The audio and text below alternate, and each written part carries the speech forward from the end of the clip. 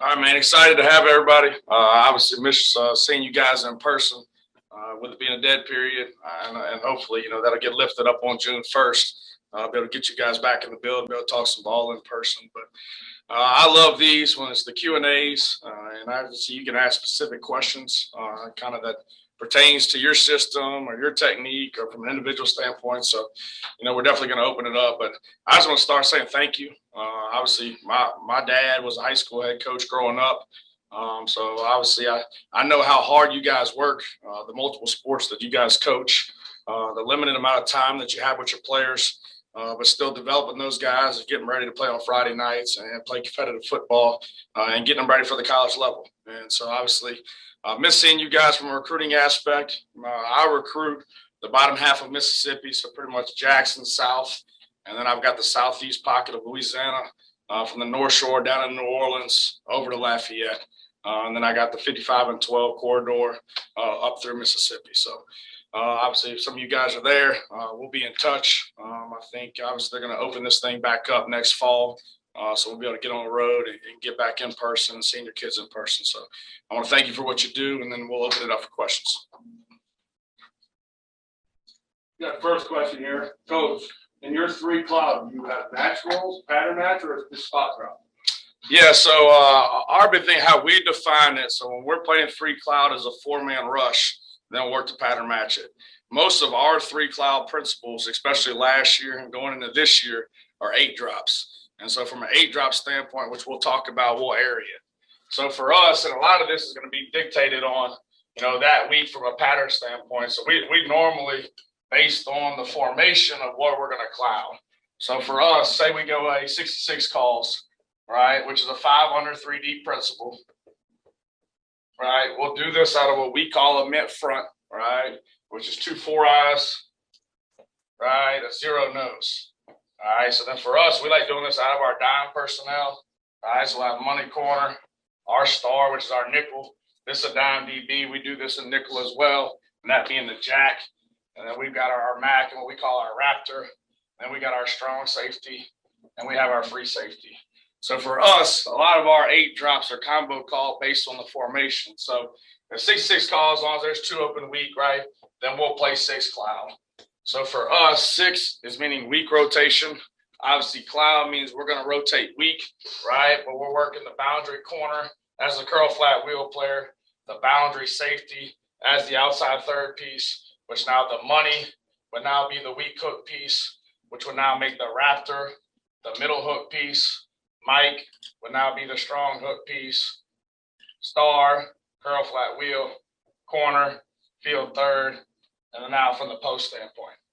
So to the cloud side, then now we will make the area call. So now it's an 8 drop, so we know we've got that bonus dropper. Ends up being 5 under 3 deep instead of 4 under 3 deep. So we'll truly play that as area weak with the weak hook piece being a bang reroute soft in the seam piece, right? Same thing from the corner's perspective. Jam quarterback hole. He'll play that high to low like true zone. Wide is the widest, deep is the deepest from a curl flat principle. When we go to our 8 drops, we'll define as the middle hook piece is our 3 up is 3 player. So normally in a 4 and a 3 deep principle, right, your weak hook player is responsible for 3 up is 3 to protect the weak side seam. Once we've got the bonus dropper, we identify him as the middle hook. So then now the weak hook player still dropping off a 4 to 5, all right, based on the release of 4, with the Raptor being the middle hook piece, having the 3 up is 3. To the play side on this, right, playing outside third, we'll still play this as Rip Liz. So the corner's bail, he's a 3 to 1 reader, right? So if 3 were to go fast, then the corner would get depth on divider and play this true zone. If 3 were to stall at all, right, the bail technique, the corner would own all of 1. He would have the ability to make a smash call, meaning if 1 was short, right, and you were getting chopped, we would work the reroute, boom, work the flat, and now we get depth on divider. But if it was a 4 vertical threat and we were getting that look, we would play Rip Liz, carry with the star, boom, we would turn it over as the corner, strong hook piece, nice tight rip punch burst, primary key inbox triangle read, got a hi-hat, his secondary key would be released at 2. 2's vertical, he would continue his track, eyes back. He would now take 3 through to the flat, which you all you guys have heard a bunch in our rip liz principle. So to the cloud side, we'll play area. Away from the cloud side, we'll truly play this rip liz with the ability of the corner to make an undercall, knowing, hey, they've got a fast 3 on a fast 3 that turns into country cover 3 to that side. Now, same principle, if they went 3 by 1 and the same call, now we're thinking, hey, the flood principles, the sprint out, everything else, then we'll go 3 cloud. So same call, now they're in trips, right? Regardless of the back set, it won't matter.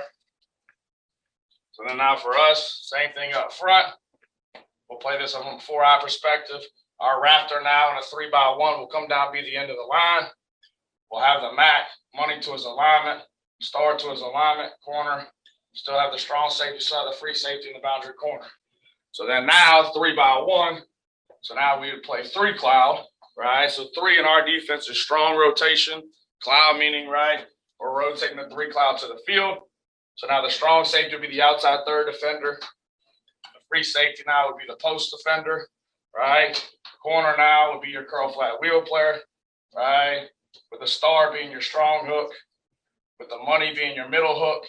And now for the Mac makes the weak hook. But we drop everything like 4s removed. So he's still a 4 to 5 reader, right? So he'll work hook to the curl, right? So if they're working Hank weak, right? We're still dropping curl flat wheel player, right? True zone, exit angle 10 to 12, right? Top the numbers, right? Wide is the widest, right? Deep is the deepest. And then now you got that extra piece being that weak hook player working 4 to 5. When we do this in an 8 drop, now that gives the ability for the boundary corner, which is normally a man in a 4 and a 3 deep principle, right, to be able to bail because he knows he's getting body presence, right, by the 4 first piece is dropping off a 5. And then you still got the curl window, right, protected. Because what we see mostly in a 3 by 1 far set, they're free release on the back. It's 5-0 protection, right? So it's all their empty routes. So we get a lot of quick rhythm RX games weak, whatever they are. And now we've got 3/2, right, from a 1 high principle to the weak side. So that's our way to play cloud. With the cloud side is the zone side, right? Away from the cloud side, we'll play rip liz until there's one in the room for the corner. Instead of playing press man, we'll have the ability to bail because then now we got a spot dropper underneath.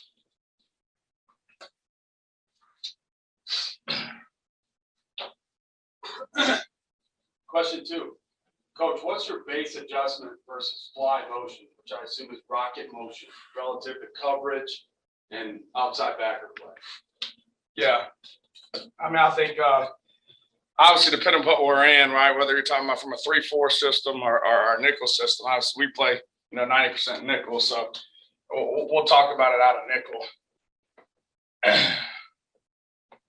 So when we're getting this, regardless whether this starts formation into the boundary or not, normally that's the look that we get, right? So again, the skill piece, right, normally is away from the back. So now they've got the rocket sweep off of it. They got the power. They got the zone cut. They got their complementary play. So for us, we got a couple ways, right? So we're in a 2-high principle, which we'll start with, right? If we're in a 2-high principle, which for us, right, we'll just talk about cover 7, right? So if we're in cover 7, right, say we're just running an over defense, right?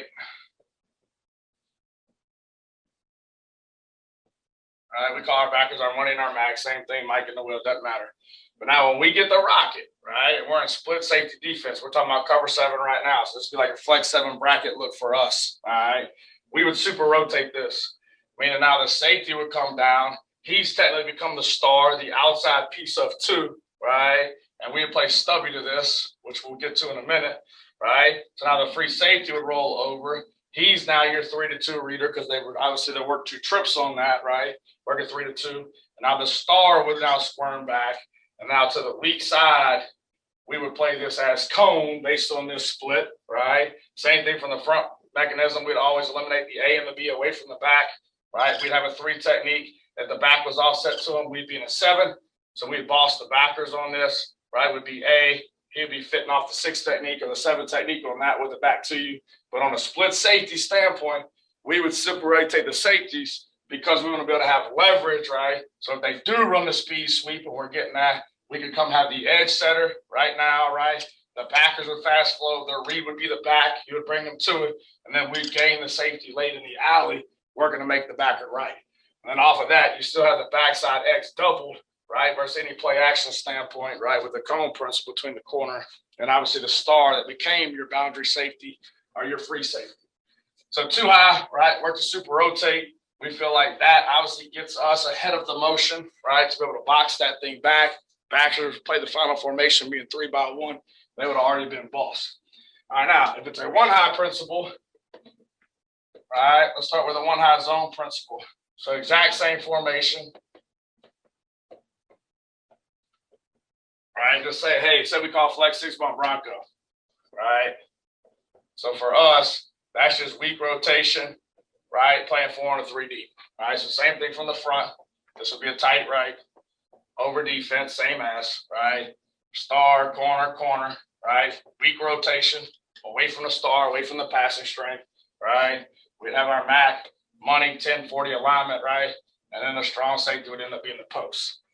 So any true zone principle, one high coverage, 4 on a 3 deep, we're going to slide the box, right? So now when we get the exact same motion, right, on the star man on the rocket, we'll now slide. So now the star will still be the 4 first player, right, the curl flat wheel, but now he'd be the B gap player. We would slide. The Mike would now become the 10 backer, A gap responsibility, the weak hook piece, right? Safety would slide, still curl flat wheel. He is defense to your defense, keeping the outside arm and leg free. Money would slide. Now be your strong hook defender, right? Still fitting off the 7 technique of the backwards to you, because we'll get this look and they'll still run the zone pop off of it. All right, so they'll flash it, run zone, still run the pop. So now he should be your coverage to action player being the money, because you're macking your star in the conflict on the zone scheme, all right, of having the A, of having the B. You slide the safety to have the fence for the rocket sweep, keeping the outside arm and leg free. The pop, money, covers the action. He blocks, I activate. He becomes your D-scrape alley piece. And now from the strong safety, boom, we'll flat foot this, right? Work the slide. First eligible to the read side would be the pop for a secondary contained to an alley piece, right, from your post player. So if it's one high zone, right, we will slide the box, right, and then keep that thing fixed. So the 4 on the 3 deep principle stays the 4 on the 3 deep principle, right, won't change. Right now, if we're in a man principle, so then now it's one high man, regardless whether it's a 5-man or a 4-man, doesn't matter. All right, so say same front, say we're in flex 1 invert, right?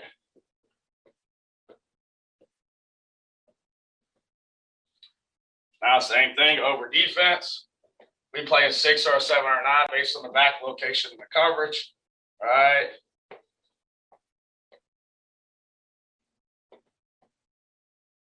Same pre-snap alignment. We would come down on indicator. We do everything out of the 2 high, which is a different discussion. But then now on that motion, we keep the box fixed. So our whole thing is, in man, right, we want to keep those run fits exactly the same. All right, from an 8-man spacing standpoint. And then now we're going to slingshot, right, the star and the safety now for the same principle on the rocket to get ahead of the motion. But in that way, whether they're coming back and they're running a counter, right? For these 3, it's the same as push and press power gap. We'll spill open B gap spill, we jump. But then for the box and our man principles, the box is locked. And then we'll still slingshot to where now we get ahead of the motion from the rocket sweep standpoint, right? So our 2 high, we'll super rotate it, right? Our 1 high zone, we'll slide the box. Our 1 high man, right? We'll work to slingshot that.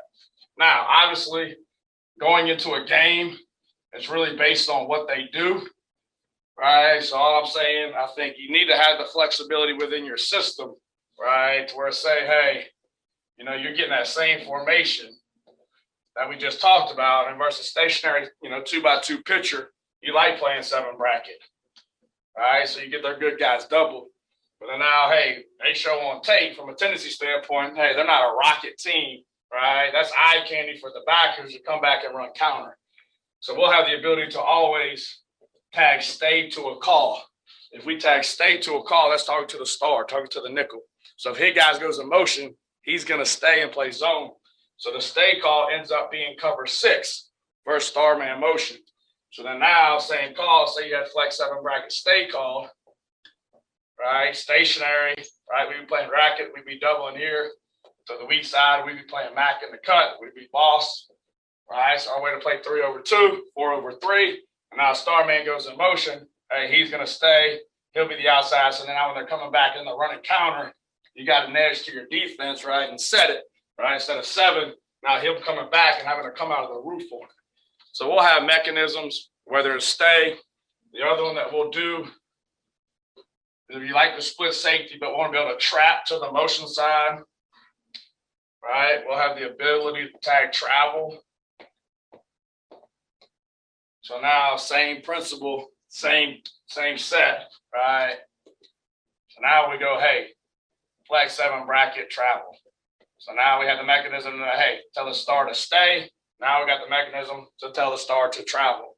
So then it'll be the same thing. So then now stationary, you're playing cover 7, right? Boom. Now when star man goes in motion, star runs, right? So your roof stays consistent. Your backers stay consistent. And when the star runs, he always runs the cut, which now will trap the corner, right? This becomes 2. So now the star work 2 to 1. So they run bubble slant. You got the bubble activated by the corner. You got the slant activated. He's 1 on top of the corner. The backside of this is still cone. So if you're having trouble getting cracked when you're super rotating that safety, we'll be able to travel it, be able to trap it, beat it, right? Stack force with the safety. If they run the bubble slant game, you got the bubble out levers. You got the slant with the star because that's 2 to the flat. He would climb to 1.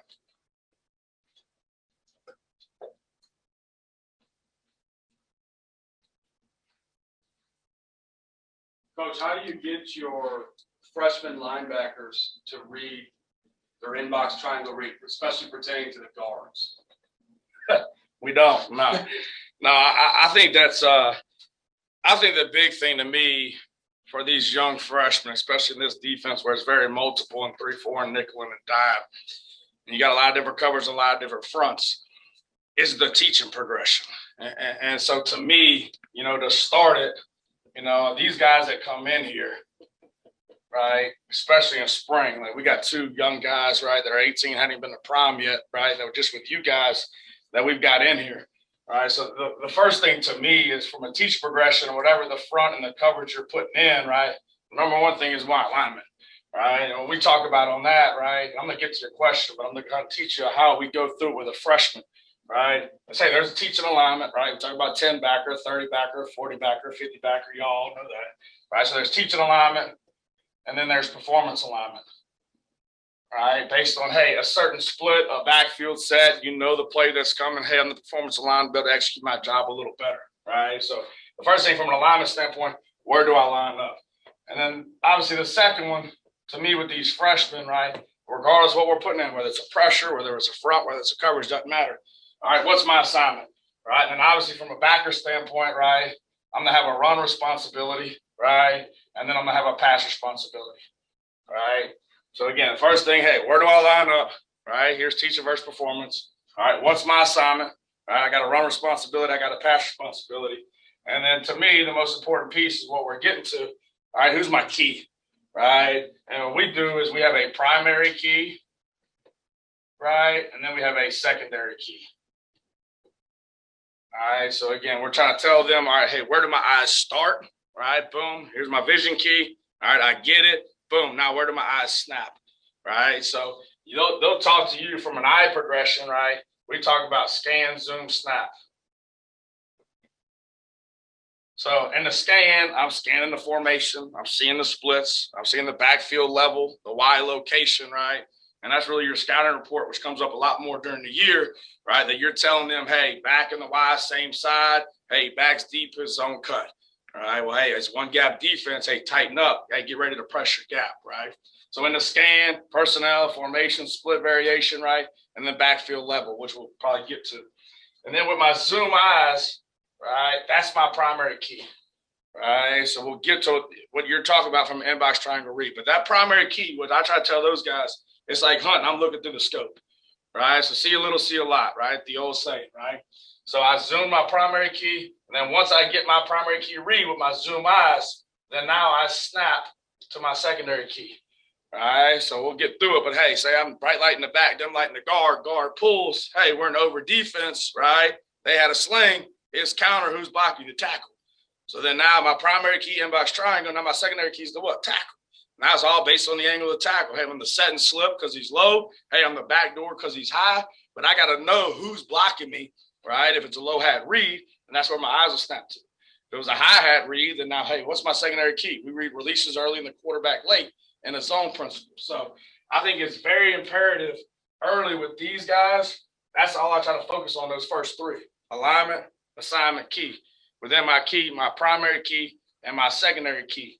And then to me, until they know those three, the technique piece of it, right, which is critical to all of us, but it doesn't matter until they master those three.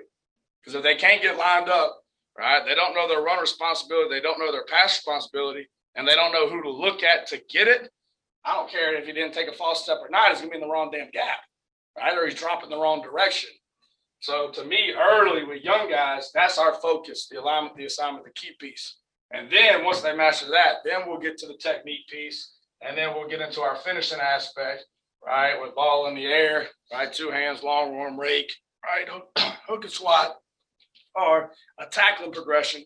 Hey, 2-on-1 vice, midline, sideline, right, the progression that they're in. So I think that the start, right, the teach progression is critical on it, right, and then now we'll get to exactly what we try to teach, right, based on that look. All right, so for us, all right, to answer your question, right, so you talked about the inbox triangle read, right, so let me give you that box picture, all right, say we're in the back front, right, so we got 3 technique, 5 technique, right, we play with a 2-eye, right, could play with a tilt, right, so then the play side backer on this, right, would be our 10 backer, right, depth of 4.5, backside backer would be our 40 backer, right, depth of 4.5. So what we try to tell them on this, when we talk about an inbox triangle read, all right, when we say inbox triangle read, that is what we're talking about, all right? And we talk about our eye progression on this, right, which we just went through. But we talk about high eyes, right, and we talk about low eyes, right? So for these guys, for the young guys, they all drive. So we talk about bright light, dim light. So now I want to bright light the back, right? That's my high eyes, right? So we'll bright light, right? And then now I want to dim light, right? Low eyes, right? So your bright lights go up, boom. When I dim them, they go what? Down, right? The center guard combination, okay? So then now they should know, hey, we're in over defense. We've got a 3 technique, backs offset, right? So we'll talk about the level of this back in the scan, right? To where, hey, he's even, right? He's level 1. Hey, we're thinking more perimeter. Hey, he's behind the depth of the quarterback. Hey, he's level 2. We're thinking more zero track, right? Tight zone, okay? So then for them, right, we try to go through the looks. And there's really 3 looks that we'll talk about, right? The first one, right, being the zone scheme, right? Knowing the double on the 3, that combo on the 3 is going to stay there, right, till I take it off. So when we talk about, right, boom, level 2, I get tight flow, right? So my bright lights see tight flow. All right, boom. My dim lights right now see the combo on them. They know right now, hey, 1 back, 1 gap. I got to go press my gap. The problem on this on freshmen is they think that double is going to stay, right? It's anticipating who is coming off on you, the guard. So we try to write this drill on inbox triangle read versus tight flow. We talk grab, grass, scrape, paint, right? So I want to come nice and tight, grab, grass, scrape, paint off the guard, right? So I can minimize my blocking surface right on that near shoulder. So now when the combo comes off, he actually pushes me into the play, right? And we're going to grab, grass, scrape, paint, and we're going to try to work vertical, right, to be able to make that play or to make that thing jump cut, right, to the bend back to the inside half of the quarterback player, being the 5 technique. So the play side inbox triangle read, backside, same thing, center guard back combo based on the flow. If it's tight flow, we'll shuffle stack this because we should be pressing this. And then on the bend back, we get the fall back. If it's wide flow, boom, I'm B gap now, guard climbs, I'll shock escape over the top. All right, now the next look that we'll get, still talking about the inbox triangle read.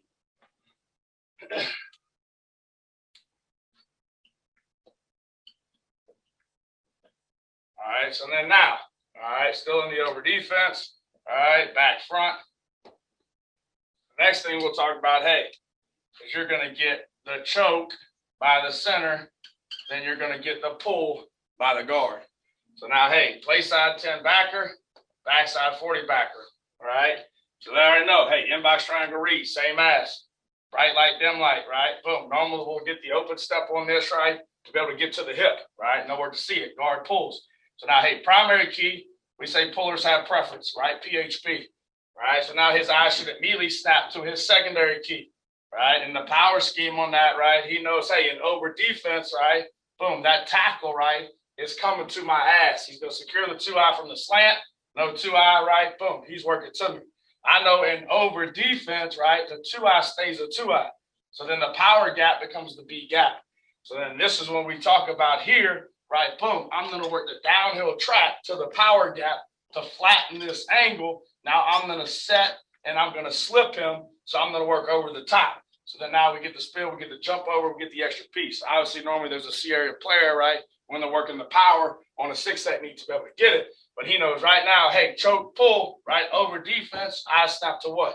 The tackle, right? Tackle's low because I set the angle, then I'm going to slip, right? Boom, next one up, tackle's high, then I'm the what? Back door, right? So when I try to tell those guys in that B gap, his body, my body, somebody. If I can dictate the angle, right, to set the angle flat, put his fat ass in it, work over the top, right? If he's high, I'm low, right? So again, that's number 2, right? So zone scheme, gap scheme, right? And then the next one, obviously, we see without getting into GT and all that, which is to be its own discussion, all right, is a hi-hat read.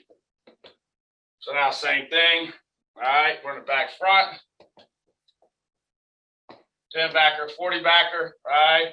Inbox triangle read, right? So boom, now I get a hi-hat, right? We're normally seeing half man, half slide, hi-hat. But that's why it's critical, especially in our 403 deep stuff, because we play a fast 3. I'm bright light in the back, dim light in the guards. So he knows right now, hey, back's fast, hi-hat, boom, I'm pushed to 2. Strong hook, stay strong hook. I don't have to worry about 3 what? Through, because that was in his primary what? Key. Right, same look, back stalls, hi-hat read, right? Secondary keys the release of 2. Nice tight rip punch burst, release early, quarterback late. 2's vertical, continue my track, eyes back. 3 comes out, I got to take 3 through my zone. So obviously that'd be dictated off the coverage that is called. But to me, early, all right, zone scheme, what I got. Hey, gap scheme, hey, what I got. All right, hi-hat. What's my secondary key based on the coverage that is called?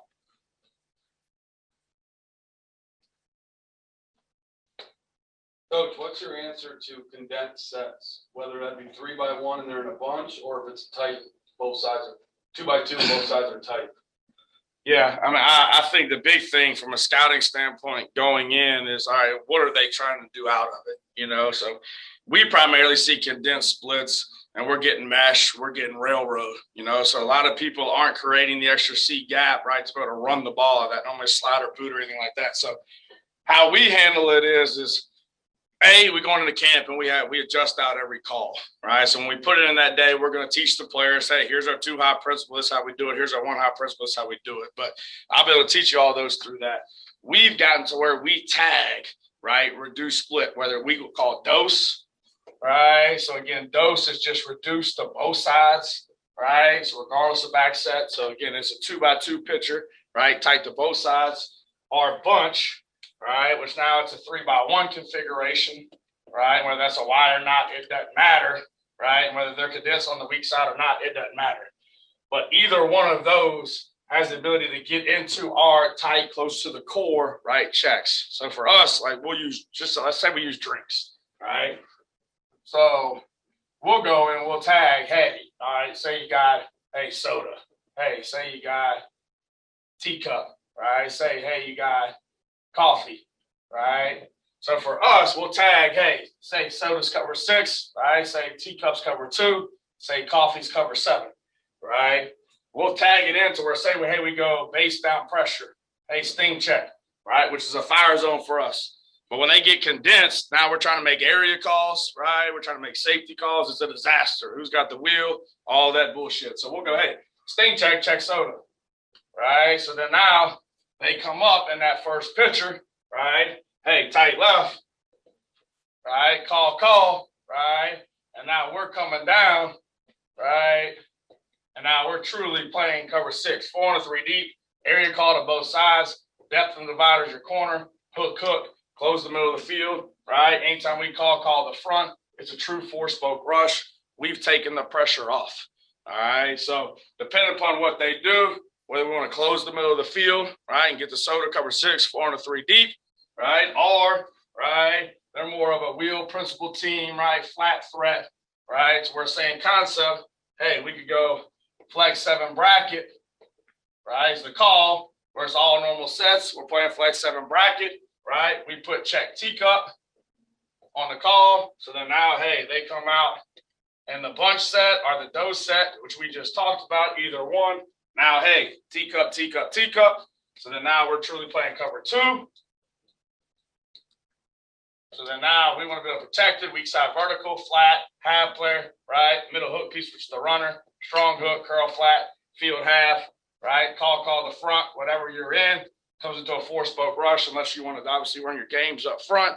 But then we've got our way to be able to be strong to the flat instead of taking it inside out in a 4 and a 3 deep principle, right?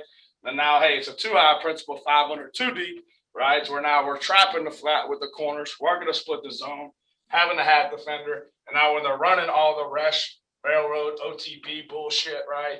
Then now it's come to us.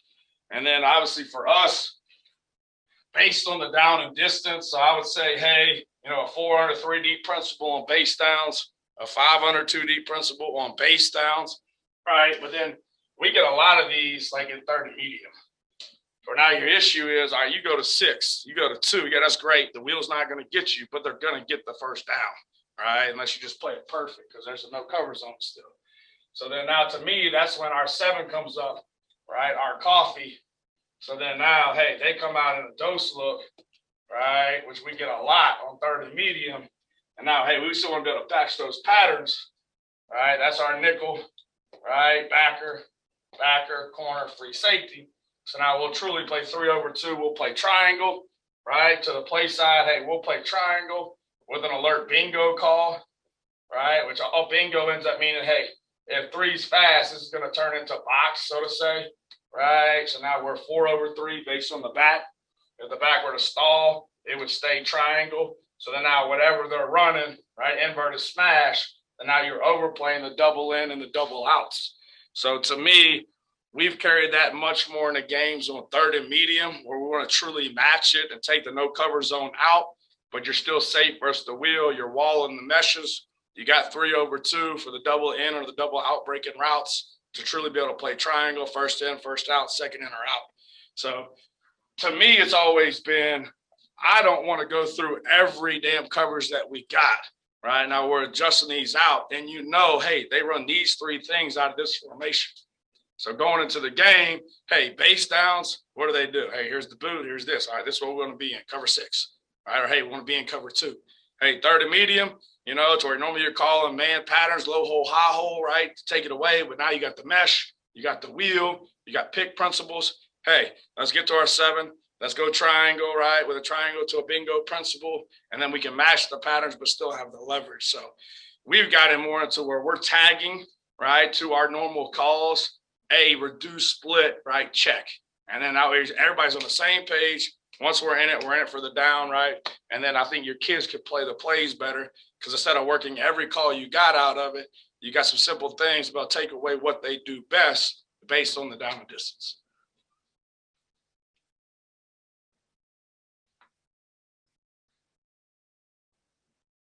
Coach, what's your personal thought process and how do you guys implement your stems and disguises package?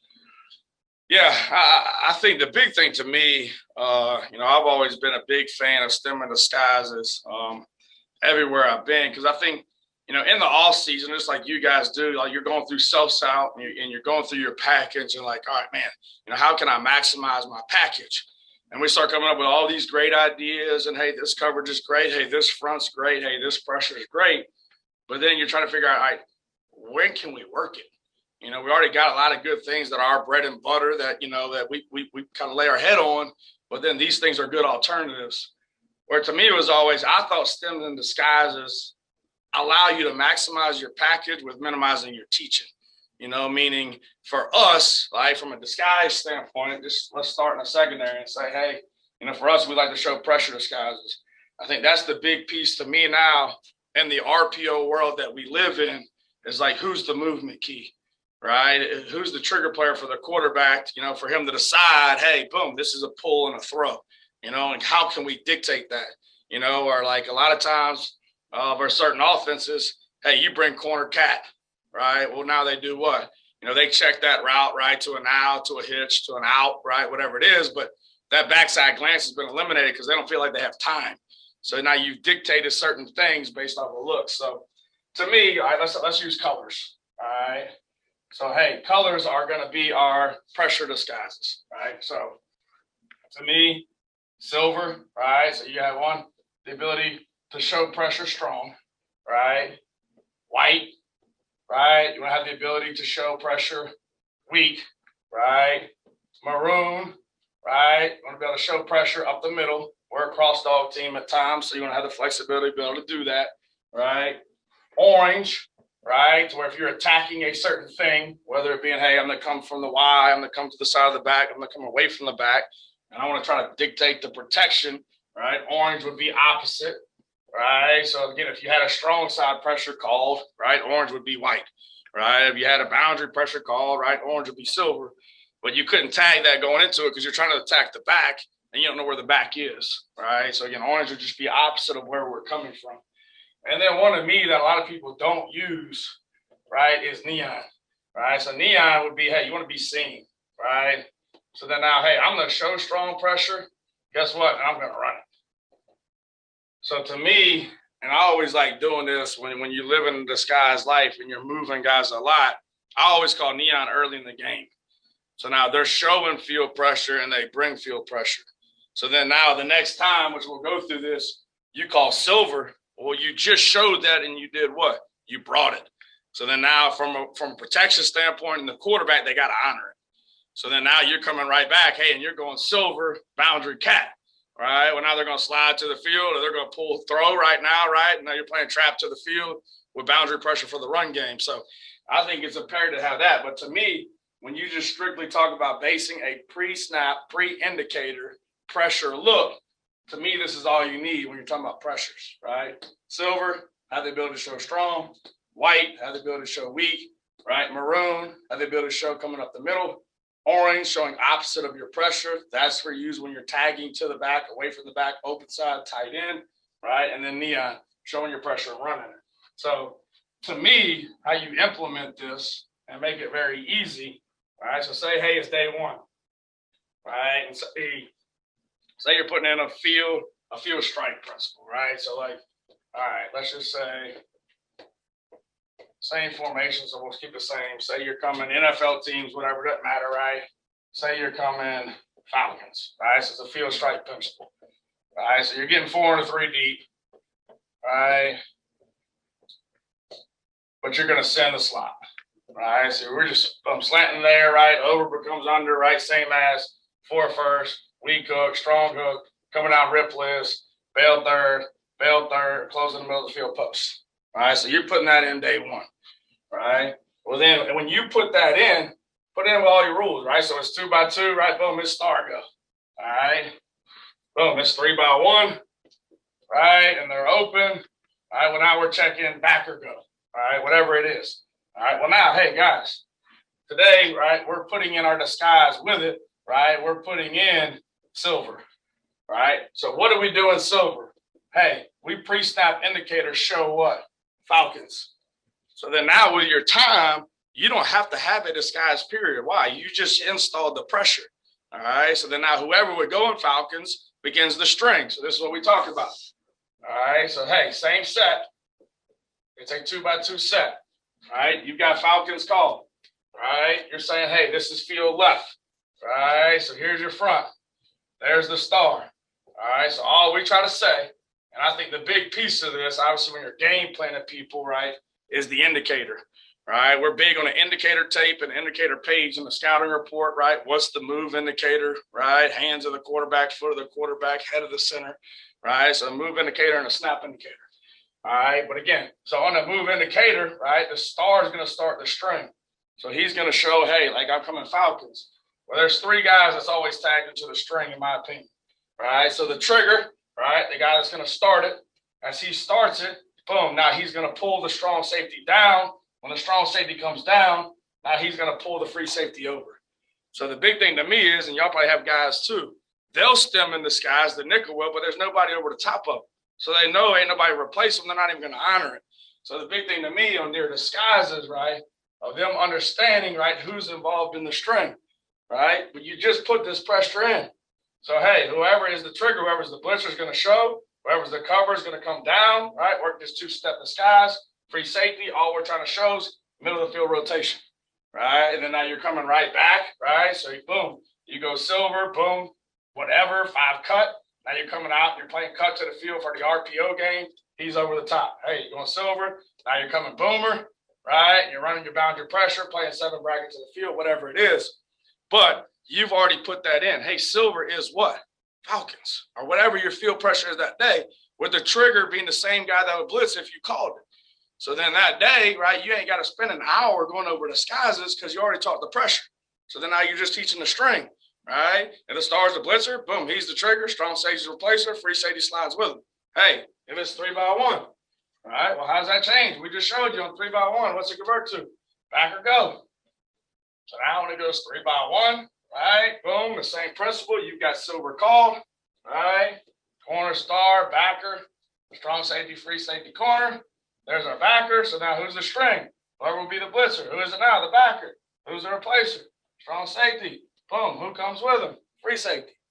But you built it into something that you would do. So that's the same thing to me from a disguise standpoint, right? You want to make the same things look different and different things look the same. So you showed Falcons, you ran Falcons. Or you showed Falcons, you came with Bills from the boundary. You showed Falcons, now you came out and played clip, a 2-trap pencil, defending the inside out and trapping the flat for the RPO game. But it's got to look like something you do. And instead of working just a disguise period, right, boom, to where you're just doing all your disguises, have your kids understand this is what we're showing. Silver is this. White is this, right? Orange is silver or white based on what? Where we're coming from. We're coming from the field is white. We're coming from the boundary is silver, right? And then to me, the maroon one, right, for us would be a money pressure look, right, which we do a lot. So same set. We can show any set you want from a question standpoint, but now, you know, we run the internal crosstalk a lot out of an even look. So then now for us, we want to show like that's money pressure. And now that money in the MAC, boom, are going to come in here and look like it's double A gap pressure. And then we'll come right back out, boom. And then now we're playing cover 2. All right, so you're giving a pre-stop, not only 1 eye pressure, but your middle look. And now you're coming out. And then you come back and you run your belly principle, right? And you take neon to make it look the same and actually run it. So to me, it's pairing your disguises with something that you do. So your trigger and your string, right, knows exactly, hey, when you call silver, I'm showing this. When you call white, I'm showing this. When you call maroon, this is what I'm showing. And then I think as a play caller, you always want to hit neon early. So then now your disguises work. And I think obviously from a disguise standpoint, show and go, right? Show, come opposite, right? Show, play coverage. And I think once you get in that life, to me, the purpose of disguise is to take the game out of the offensive coordinator's hands and make that 18 or 17 or 16-year-old quarterback, in some of y'all's cases, right, make the decision when he gets the ball, and now it's different than what he thought it was. And pre-snap, he already determined 1 high, strong side pressure, this is where I'm going. I got punked to the field. Hey, I'm checked and stretch opposite, whatever it is. But I do think from a breakdown standpoint, we try to tag, hey, all field side pressure looks. All right, what are they going to? Are they going to the RPO game? Are they checking the weak side run? Right, what are they doing? And then now pairing your disguise, which is critical to the coverage or the pressure that you want to be able to take away what they do. And I think that's the big piece, obviously, from a breakdown standpoint of getting into it.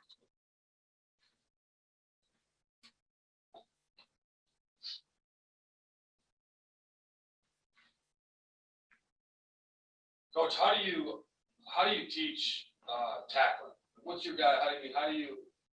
What's your belief on tackling? All right, so the question is, from a tackling standpoint, you know, how do you teach tackling? To me, it's breaking tackling down into phases. So, you know, for me, obviously, I I think the most critical piece to tackling is the approach. And I think this is the big thing that I think helped our kids a long time ago is, tackling your phases of tackling of how you teach and tie it into your tempo of practice, right? So obviously we all have, that acclimation period now, right? To where you're just in hats, and whether you're calling it whiz tempo, whether you're calling it tag tempo, whatever. And to me, that's when all the bad habits start, right? The pad level's terrible, right? Guys just run by it, or guys will just stop because they come back. Coach, I can't hit them. What you want me to do? No. What we're doing is we're training the approach, right? Which to me is one of the most important pieces to the tackle, right? But we're doing that in what tempo? In the whiz tempo that you're tagging, in the tag tempo, however you're tagging, just your helmet, right? Or just your shirt practice, right? Of being able to work the approach. And the approach, what we're talking about, and we'll get into from a drill standpoint, right? Obviously, initially, right, is my angle, right? What I think kids don't understand is, right, is from a tackling standpoint, you always have help, right? Everything's a vice tackle, right? Whether it's a 2-on-1 from a zone standpoint, right?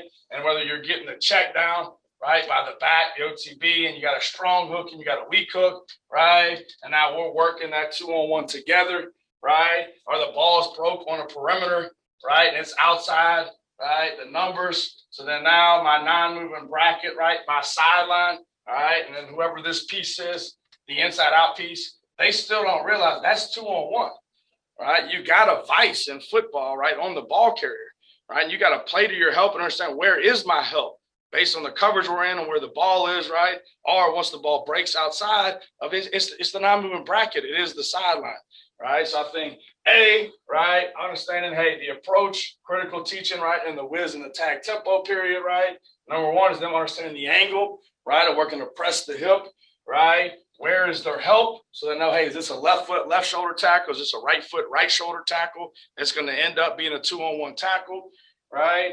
And then to me, from a footwork standpoint, what we talk about, right, the long stride, right, which is just the sprint to the ball carrier, right? And then the short stride of this, right, which to me, you can define, right, there's this cushion, right? The cushion is 2 yards from the ball carrier, right? But that's really based on his mom and dad and who that dude is, right? So all of our cushions are different based on, my ability compared to his. So we try to give him a stationary 2-yard target, right, to transition from the long stride to the short stride, which we call the shimmy, right? And then off of that, then now we'll work the near foot, right? We're saying, it's going to be left foot, left shoulder, left foot up. It's going to be right foot, right shoulder, right foot up. So if they do have the ability to cut back, right, boom, I've got my foot in the ground to be able to redirect. But I think the big thing for us is we always start with the approach, because from a practice standpoint, you're always starting in whiz or you're starting in tag. And then so from a drill standpoint, what we'll do is we'll do this in mass. And so again, we'll do it, and I'll do it the whole damn defense, right? So say, here's your sideline, right? You've already got the numbers up, right? So again, we'll say, hey, this is linebackers, right? Hey, this is DBs. Hey, this is D-line, right? And then the numbers, right, are 2 yards, right? Wide. So then we'll always say sprinter stance, right? So they'll always get in a sprinter stance. Right foot up, right? We'll have a coach, right, with the bag on top of the numbers. And then now they're going, we'll start this in a walk. So they'll feel the walk, right? And then now, as soon as they hit the bottom of the numbers, we're saying, what have you done? Right? We've hit the cushion, right? So you put them on a stationary 2-yard cushion to feel, right, the time and distance of going from a long stride, going from a sprint, right, to the short stride. So to me, the critical piece on the short stride, that's why you want to do it on the numbers, right, or a 2-yard increment, is now when they go from the long stride to the short stride right here, boom, that they're still gaining ground. All we've done now is, right, we've gone from a sprint to now a gather towards a 6-inch step, right, ankles, knees, and hips, right, are obviously flex. We'll talk about on this, we want your head and your shoulders back, right, because to me, one of the leading missed tackle causes, right, is the weight forward and they lunge, right? So when they go from the long stride to the short stride, 6-inch step in the shimmy, right? Feet square, toes square, right? Good Z in the knee, head and shoulders back. We talk about the eyes being over the thighs, right? So again, that makes sure the head and the shoulders back. We talk about the hands holstered, right? Like they got two guns on their hips. So boom, now their elbows are back, thumbs are up on that, right? So they're working the long stride to the short stride, and then we'll put them in a sit position. So boom, walk, boom, work the shimmy, sit. So then from there, the coach is looking at him, hey, good Z in the knee, head and shoulders back, eyes over thighs at ball level, hands holstered. Boom, good. So we'll start, obviously, in a walk, right? Because I think you need to teach everything stationary. Then we'll come right back. Then it's a jog, right? Then it's a sprint, right? But all we're doing is working the transition, right, from the long stride, right, to the short stride, all right? Boom. And then talk about, hey, the steps, talk about the weight placement, right? Head and shoulders back. Talk about the hands being holstered, eyes over thighs, eyes at ball level. And then we'll get into where, hey, all this ends up being is a hand shield. So now it'll go long stride, short stride, and now we'll pop it when he starts a short stride. So he'll be here with the bag. As soon as he starts a short stride, boom, he pops the bag. So now the short stride turns into a what? And a near foot, right? So then we'll work the near foot left, right? Come back, long stride, short stride, near foot right. Then we'll come back, right, near foot cut back. Boom, we'll pop it and bring it back. So as soon as he started short stride, boom, and all you're doing is the cut back of the back. So boom, near foot left, redirect, right? But I think it's good in MASH, you get to see it, you're teaching the steps, you're teaching the pad level, you're teaching everything else. And then we'll get into, hey, working on the arrival, right, of the chest pop, the double uppercuts on the clamp, right, where you want the head placement, eyes to the sky, right? And then we'll actually talk about the finish when in a live situation, we'll bring them to the ground. So for us, I think the easiest thing to tie into your practice is the approach, right, is when we're working what? Whiz, tag, tempo. The arrival, right, is now when we're working what? Thud tempo. It still should be a double uppercut, still should be a clamp, elbows and pinkies together, two handfuls of cloth, knees high and wide. We're just not bringing his ass to the ground.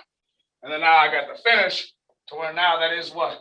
The live situation, where now I actually am bringing the guy to the ground. So I think for me, it's always been, I think you got your buzzwords in tackling, however you're going to teach it. But I think it's always the approach to the arrival, to the finish. I think it's big, starting stationary, a walk, a jog. And then once it's the sprint, we call it time and distance. So then now we'll start this ball carrier back. And as he starts, I start. So then now you haven't given them a stationary target. They actually have to feel that 2-yard cushion. I think that's a big piece, day one, day two, and tie it into your tempos. Hey, today's whiz, work the approach. All right, today's stud, now we're going to work the arrival. Hey, today full pad, working live. Hey, now we're going to work the finish. And then it gives you a way to segment it and work it. So obviously, we probably have a lot more questions. Our doors are open. Obviously, once this dead period ends, I know our time's up here.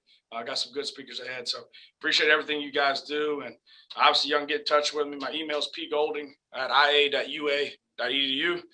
So if you got any questions that we can't get answered, once a tape, just holler at us. Thank you.